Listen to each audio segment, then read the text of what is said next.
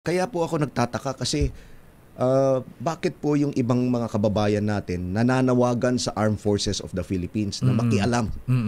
Eh kung ang Armed Forces po ay makikialam, katulad nung experience natin sa EDSA 1 at EDSA 2, EDSA 1, EDSA 2, tatlong bagay lang po yun eh. Either coup d'etat or withdrawal of support from the President. Yung nakita po natin nung nag-withdraw si General Angie Reyes, yung Chief of Staff noon. This is the time ni dating Pangulong Erap Estrada. Dating Pangulong Erap Estrada. At pangatlo, yung military junta. Okay. Alam niyo po, pagka nangyari itong mga, any of these three, ay hindi po maganda para sa ating bayan. Dahil maapektuhan yung ating ekonomiya. At yung ating international standing. Wala na pong utang sa atin or i-freeze po yung assets.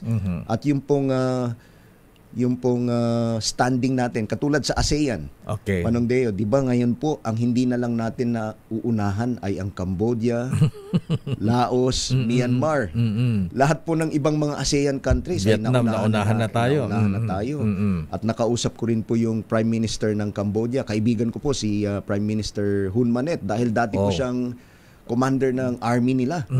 Magka-batch po kami. Okay. So sabi niya sa akin nung dinalaw ko siya, sabi niya, you know what? Someday we are going to overtake the Philippines. Wow.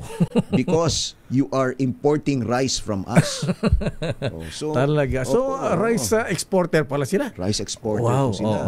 So, kailangan po talaga ay wag na tayong manawagan sa Armed Forces of the Philippines na makialam po dito sa ating political and itong pong democratic processes natin. No? Okay, General Browner, sir, ano ang gusto nila mangyari? Military junta, military takeover o constitutional succession na kung mapatalsik ang Pangulong Marcos, ang Vice Presidenta ipapalit? Ano po yung mga alternative na iminumungkahin itong grupo ni na General Pokis? Well, during that meeting po, wala naman po silang sinabi.